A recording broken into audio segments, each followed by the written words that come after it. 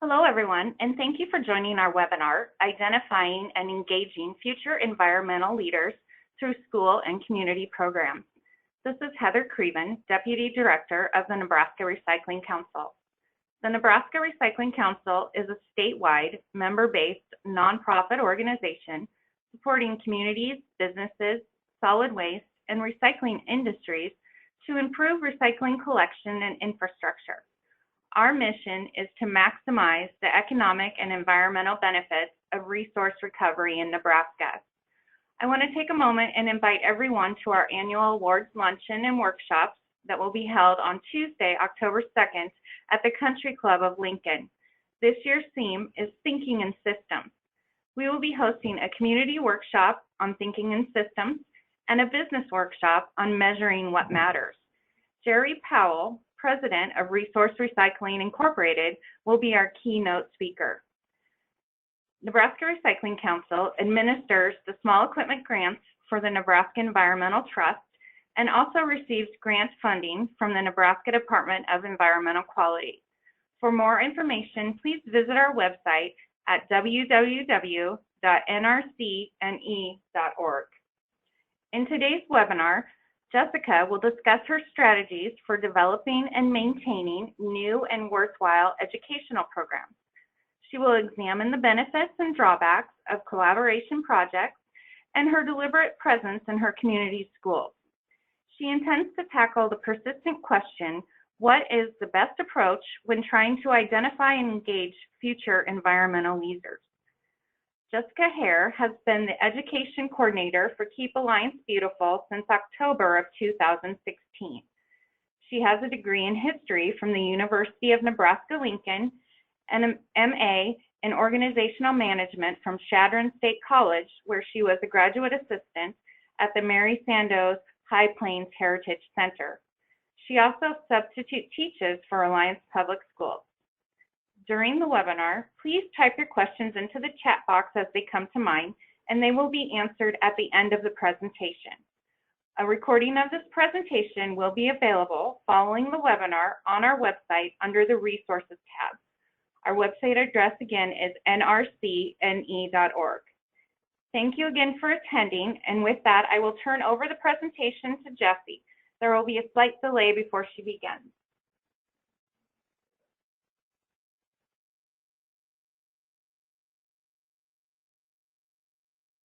All right. Hi, everyone. This is Jessica Hare. I just want to thank you for joining me today as I share some information on my programs. These are projects that I am very excited about and very passionate about, and I hope that wherever you're listening from or whatever program you're part of, you find something useful that is of interest to you. If you've been at a conference where I've spoken before, you've probably heard the whirlwind version of this presentation. But today I've thankfully been allowed a longer amount of time, and I'm going to try to unpack the process and planning behind some of my programs a little better. I want to start by giving you a little bit of context about me and the place where I live. I was born and raised here in Alliance, Nebraska, and graduated high school in 2008. Alliance is a town of about 8,500 people, and we are located right in the middle of the Panhandle. We are primarily a railroad town, which has interesting implications when you are an environmental educator. Our schools, maybe probably like a lot of schools out there, are struggling. The last 10 to 15 years has sort of felt like an onslaught of funding issues. And we're looking at about over 50% of our school children living in poverty. So those are kind of the issues that we deal with. Now, with that being said, I just really love this town, and I do feel a sense that things are on their way up. I'm going to show you just a few pictures of Alliance, hopefully. Oh.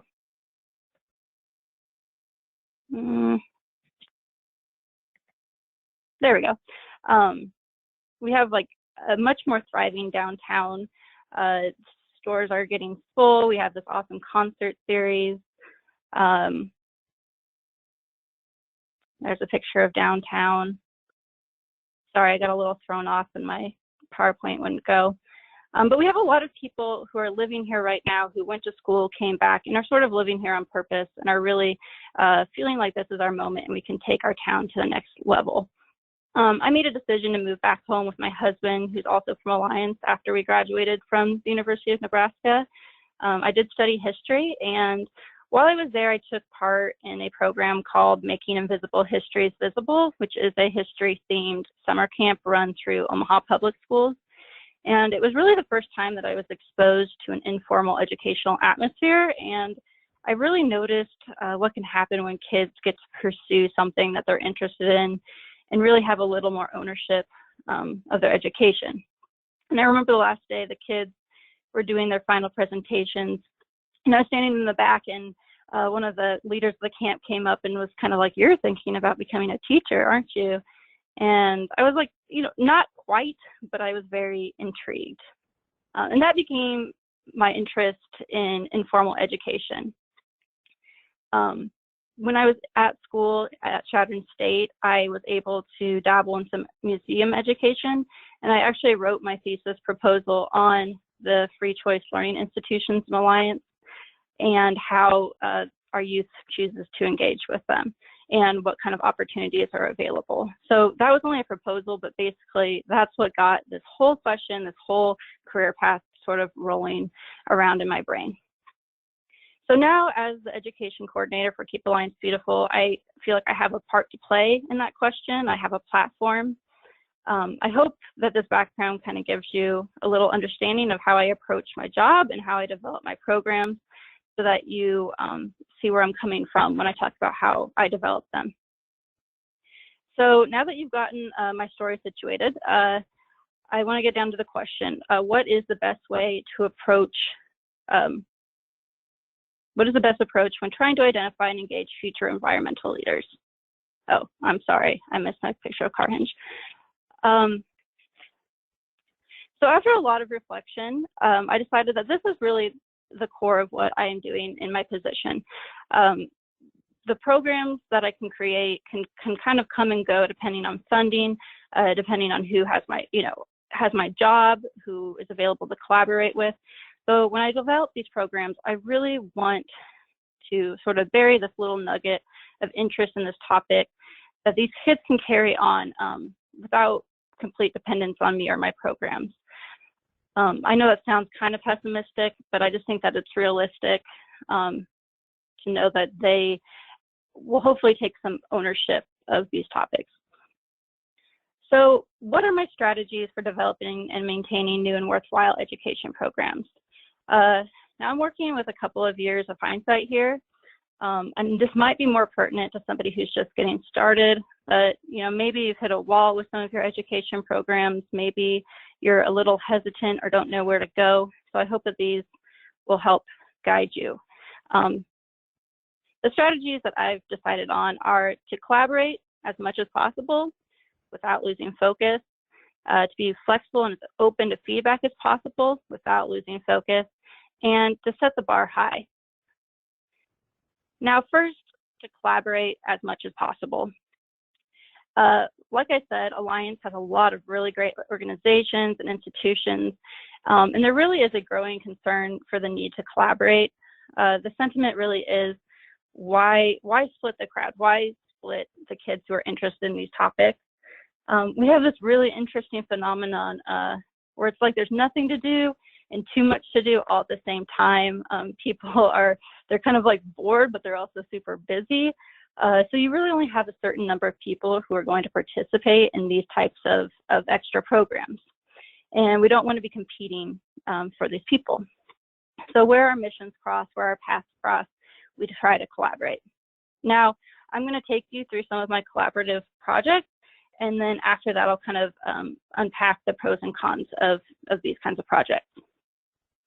So firstly, we have our bottle cap mural that we do with our local art center. This is one of the things that I definitely could not do by myself, and where collaboration is so important. This is Corinne. She is the director of the Carnegie Art Center.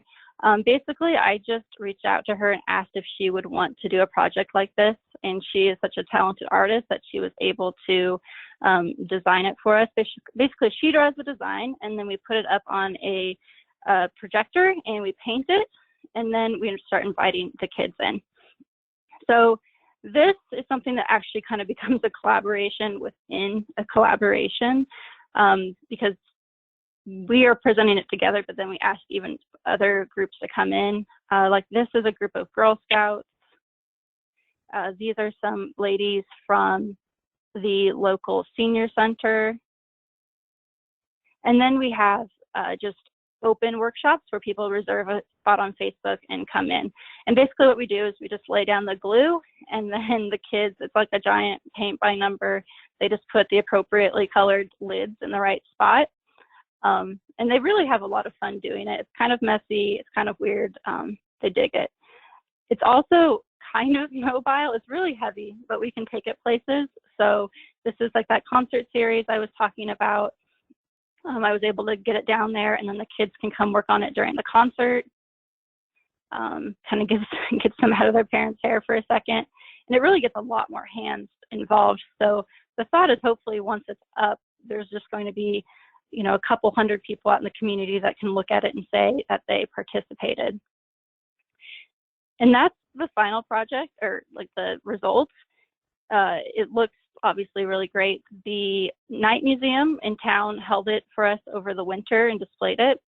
And they liked it so much that they actually asked us to make one for them. So they sort of commissioned it, and they're funding it. And this is what they wanted. It was a cow. So Corinne painted this cow. That's with all the colors on it. And that's what we've been working on this summer. Basically did the same thing where we invited different groups to come in, did some open sessions. I took it to the concert.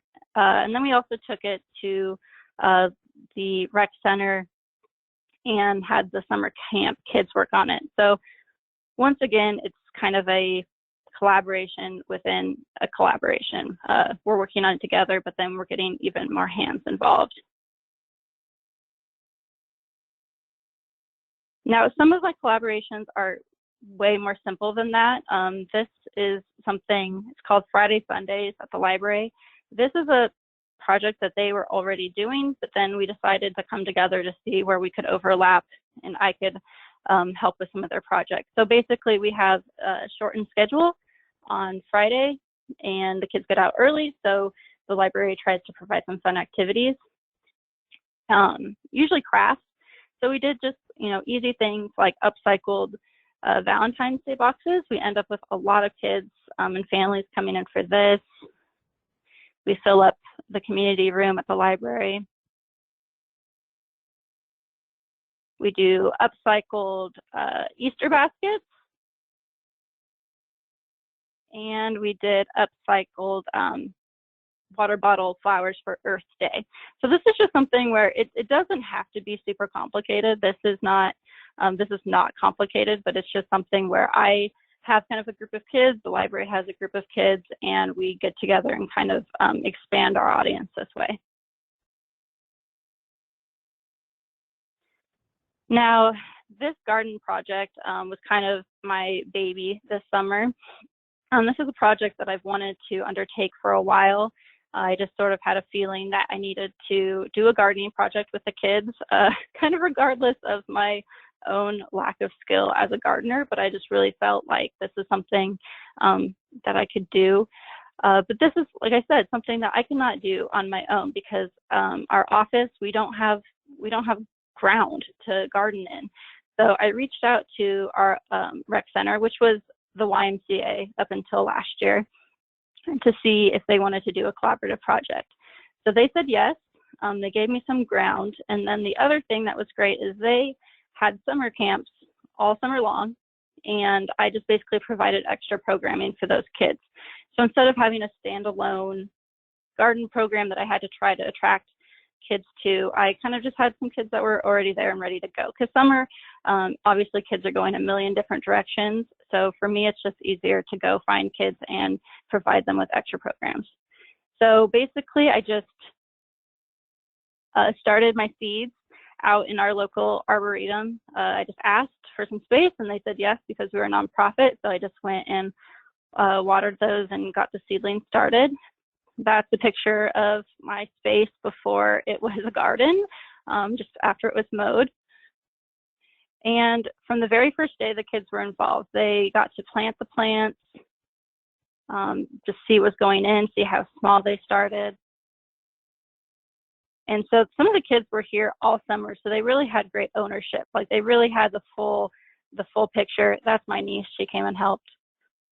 I made a palette sign that I painted, and then the kids added their fingerprints to make the flower petals on it. And they painted these little terracotta pots that I'd gotten from our potato certifier in town, and they made little garden markers for what plants were planted where. And that was our finished sign. That was a fun project. And there's the kids from that week's camp posing. So then as the garden grew, we took measurements, we did observations, we tried counting leaves, we talked about how big the leaves were getting when the flowers came in, things like that. We watered them. They pulled weeds, which was great. I also added a composting component. Basically, I'm bringing in compost from my own house, from people in the office, and then from our local senior center.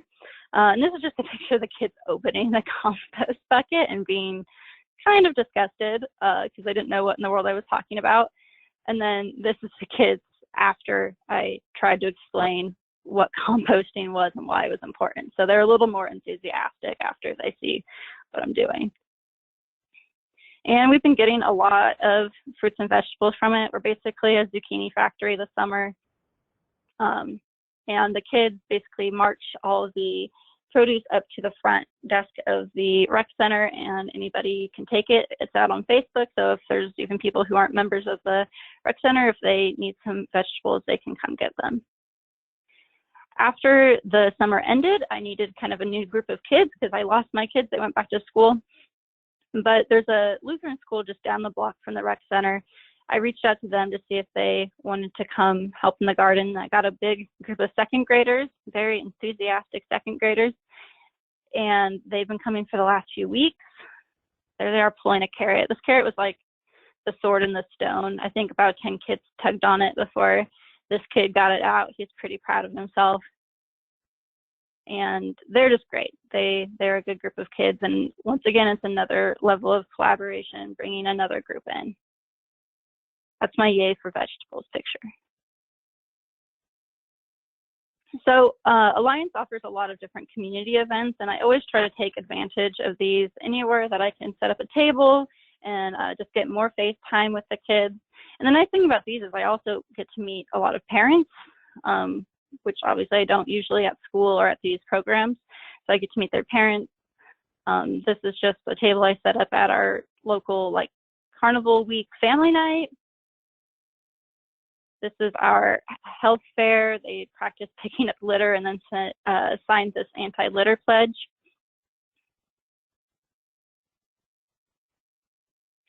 But okay, so now that I've run you through some of my collaborative programs, the thing that I've learned through doing these kinds of projects is that it is very possible to lose focus.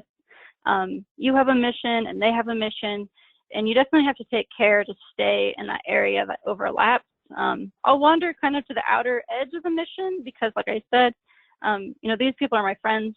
They're my community, and I want to be as supportive as possible. But you don't want to get too far outside. Obviously, the other potential drawback is just that these projects don't necessarily take place on your own timeline. There's a lot of compromise and just that good old-fashioned teamwork. So there's obviously positives to these relationships that far outweigh any drawbacks. As a community, we are greater than the sum of our parts. We all have small staff, so it's almost like having an extra staff member. We just get more done than we could alone, and we have different talents and resources, so we do things that we couldn't possibly do alone. This is, I think, an advantage to living in a small town. I don't know if maybe in larger cities, collaboration might be a little more complicated, but here's a very simple process.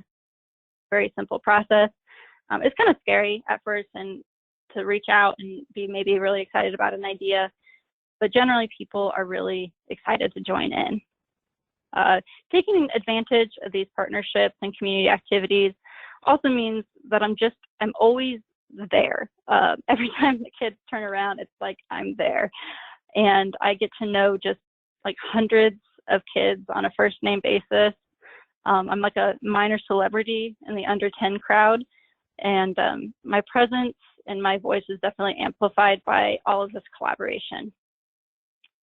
So the next strategy that I identified is to be as flexible and as open to feedback as possible without losing focus. Now, this certainly pertains to collaborative projects, but I think it is really pertinent to my school programs.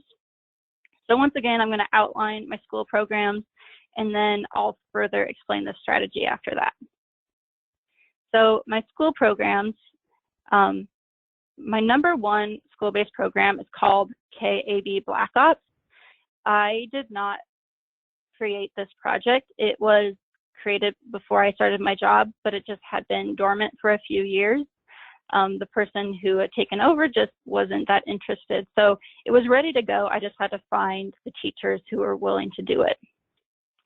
What KAB Black Ops is a classroom-based project. It's in the 3rd grade, and the classes are delivered missions that they carry out as a class, and then they turn them back in and they move up through the different ranks of the military.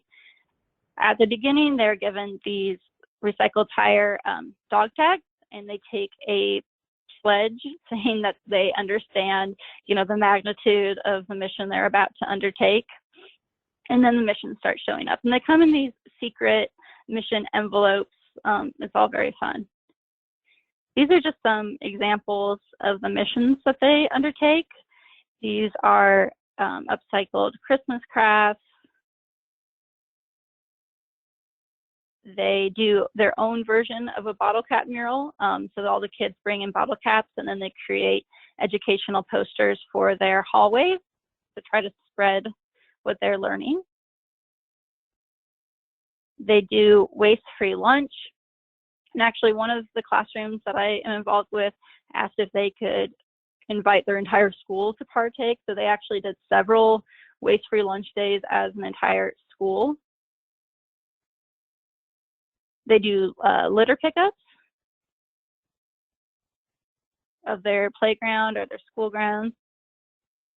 And then at the end, they get these Black Ops t-shirts that have their mission on the back. And I go around to all the different classrooms, and we do kind of a little closing ceremony where I give them a certificate and shake their hand and congratulate them on their mission accomplished. I currently have about 90 kids that go through this program, but I just added 2 more classrooms. So I should be up around about 120 kids going through this program a year. The other way that I get into the classrooms on kind of a less formal basis is, this is very simple, but for America Recycles Day, which is a Keep America Beautiful sort of holiday that celebrates recycling in November, and Earth Day, I do classroom presentations where I send out an email basically to all the teachers and all the different schools in my area and ask if I can come in for 20 to 30 minutes to talk to their kids. I get about 25 classrooms participating each time, which I think is pretty good considering the size of my school district. And it's just a nice informal way to touch base twice a year with classrooms that aren't going through these kind of more intensive programs. The KAB Club is a middle school club that I started last year. These kids started recycling in their cafeterias, and they're responsible for kind of the ad campaign to get everybody on board, and they dump the bins at the end of the week. They do litter pickups at their school. I commandeered a bulletin board Because the nice thing about when you sub is you see the empty bulletin boards and you can ask if they're ever going to be used again, and then people give them to you. So they help me decorate the board. That's a blurry picture of the girls' bulletin board. And they just help me with other projects. This is about to change because I've been working with them during lunch, and that's just a very hectic time. So I've actually found a different club. It's sort of a pep club, and the woman who runs that, I think we are actually going to kind of combine our clubs because she's really focused on school pride, and we both agree that part of the school pride is taking care of your school. So hopefully we can combine the clubs, do litter pickups, and do some recycling during the regular school day and at some of their sports events. The Great American Cleanup Youth Challenge is a program that obviously goes around the Great American Cleanup, which is a Keep America Beautiful program that encourages people to do litter cleanups in the spring. We typically would reach out to groups to participate, like Boy Scouts, Girl Scouts, things like that, but I wanted to find a way to engage kids like at the individual basis or in their families. So basically what this is, it was just a contest I put out there, and if kids picked up litter for at least 20 minutes and either turned in a form or entered through Facebook, they were entered into a drawing to win $25. So we still got some groups, like this is a preschool who participated. But then I also did get the kids just from individual families. These are some of the pictures their parents sent. And if they entered through Facebook and shared their picture with my hashtag, they were actually entered into the drawing twice. So that was kind of some extra incentive to help spread the contest. And then we still did get traditional groups like the Boy Scouts who participated. We ended up with about 150 volunteers through this. So I think this is definitely something I'm going to do again next year. The Earth Day video, oh, and I forgot to mention that this is actually a school-based program because I gave out all the flyers through the school, and then I had a point of contact at every school where the kids could turn it into at school. Instead of making them come out to my office, they just had a teacher in their building who had a folder and they could turn them in there. So I just kind of have a point of contact at each school, somebody who I know is interested in the environment, is willing to do that little extra work so that the kids, I just think this makes it easier for the kids to participate. The Earth Day video contest is a program for middle schoolers. Basically, we asked, it's the same kind of question that Keep America Beautiful asked. It's how will you end littering? And I went to the middle school teacher at both the Alliance Middle School and the Hemingford Middle School, which is in my area, and asked if they would actually run this program as an assignment, because I kind of wanted to guarantee that I would get entries, because I tried a contest last year and I just didn't get that many entries, so I wanted to make sure I had them before I even really got started. So I ended up with 16 entries. There was 2 prizes. One was chosen by our staff and our board, and they received a t-shirt, pizza, and their video played on the big screen at the theater as an advertisement. And then I also did a fan favorite where we posted all the videos on YouTube and people could vote, and those kids just got the pizza and the t-shirt, but it was still fun, and it was also a great way to get the video spread around. So, like I said, with the school programs, one of the strategies that I've definitely had to develop is to be flexible and to be open to feedback. This is where I think being a sub has definitely given me a lot of insight that I would not have had otherwise. Subbing, I realized how precious any extra time is in the classroom. Things are very, at least in our school, are very regimented. There is not a lot of extra time for kind of little side projects that the teachers want to do. So I do understand that when they are giving me 20 minutes, that is like a very, very precious thing. Being in the schools, has also just given me an understanding of what is realistic to ask and what is realistic to expect out of teachers.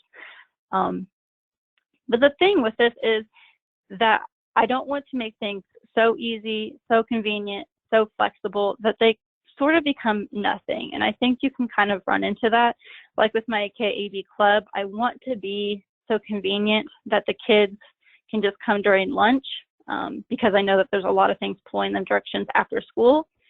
And I know that I will lose some kids if I move it to after school, but I also know that we will get a lot more done because we'll have a lot more time, and I'll just have a more focused group of kids too. So I hope that makes sense, because there's just a fine line between I want to be accommodating, but I don't want to be so accommodating that I lose focus of what I'm even doing. I don't want to value numbers or participants over what we're actually getting done. So that being said, the last strategy is raise the bar. And given what I was just talking about in terms of trying to accommodate everyone, this can be particularly difficult, because I want to be inclusive, but I want to ask more from kids and really from myself. And this program, KB Black Belt, has been, I think, incidentally, the way that I've decided that I can distinguish future environmental leaders. Black Belts is a chance to merge a school program and community programs.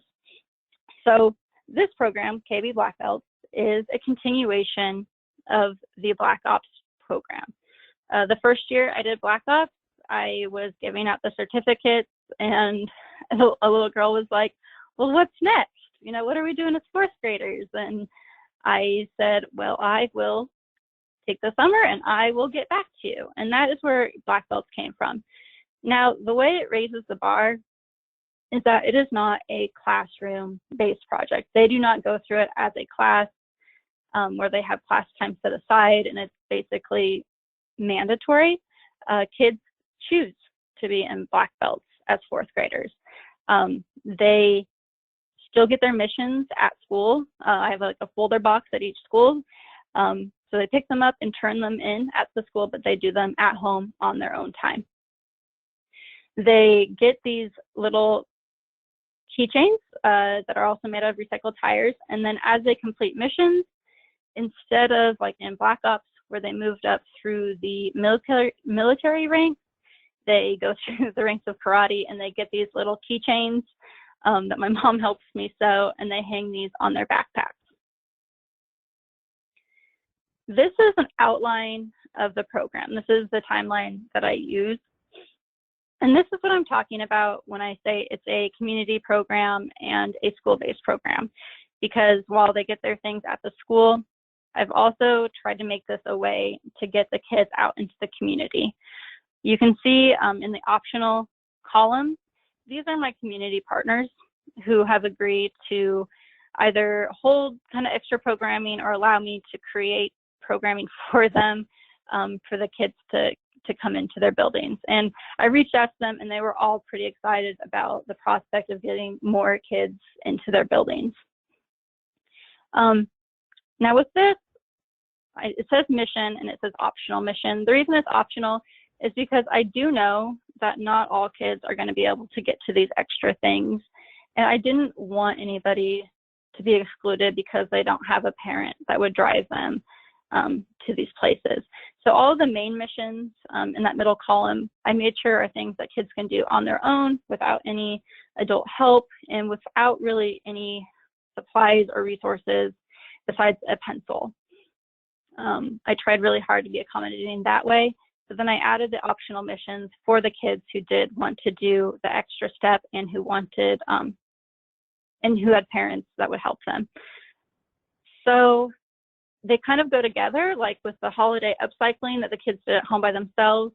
Then for their optional mission, we had an upcycling workshop at the Carnegie Art Center. For the research project, I did a scavenger hunt at the Alliance Public Library through different kind of environmental books. So they kind of went hand in hand. And really, we just kind of got more kids through the door of these institutions. And here are just some pictures of that. These are some of the kids at the upcycling workshop, the kid at our library doing his scavenger hunt. That is our museum. For the museum project, their mission at home was based on Nebraska history, because fourth grade in Nebraska is Nebraska history year.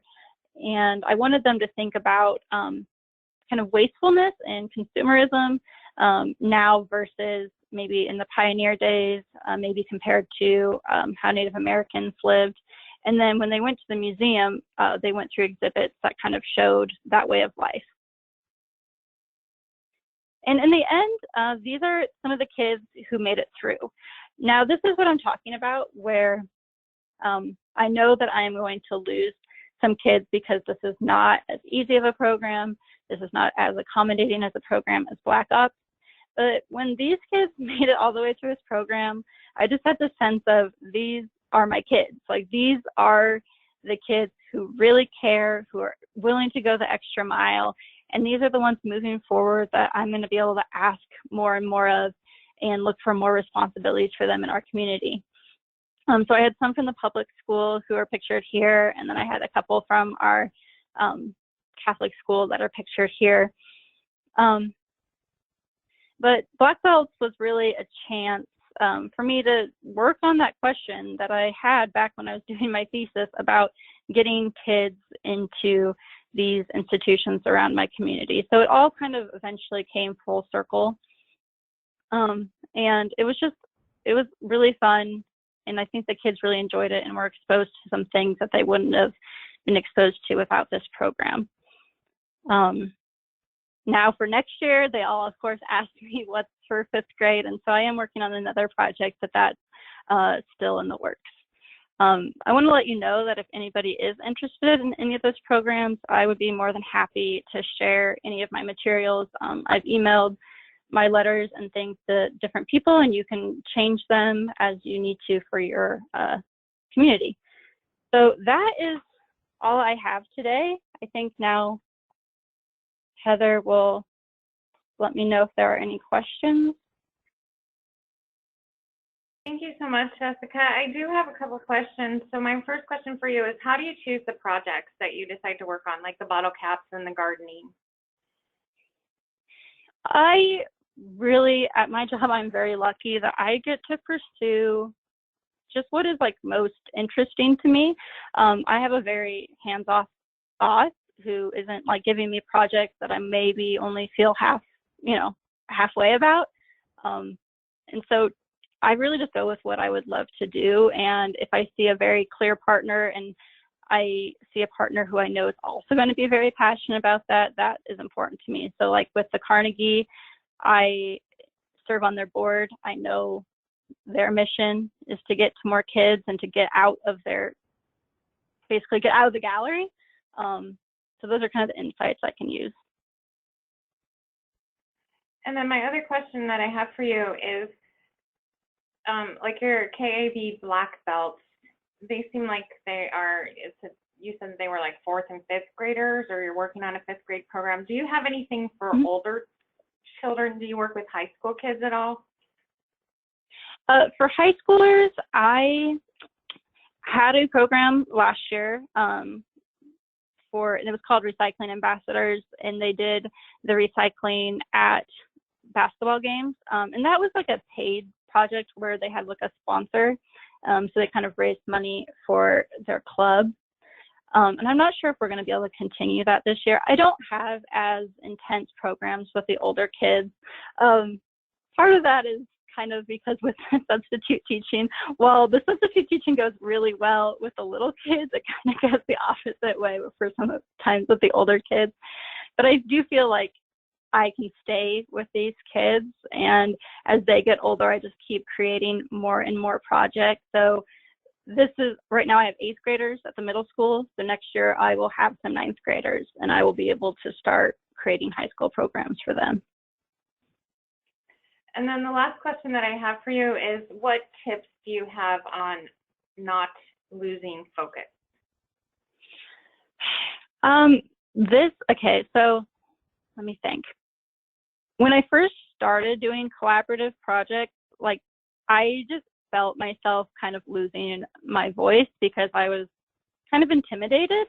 You know, I kind of had that feeling like, well, who am I in all of this? A lot of these other institutions are very well established as like education programs for kids. And so like I'm kind of like a newcomer, like trying to really establish KAB as like a viable option. Like a kid saying like, oh, I do KAB, you know, just like they'd say I do dance or I do art class.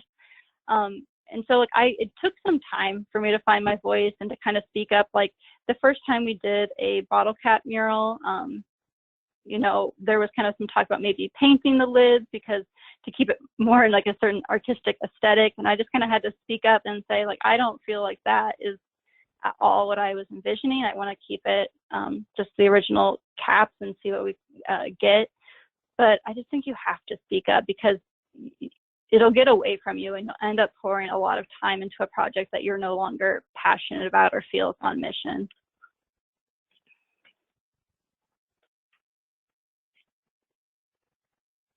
I want to thank you for your time today, Jessica, and I want to thank all of our attendees. At this time, I don't have any more questions, so I will end the webinar. All right. Thank you, everybody, for listening.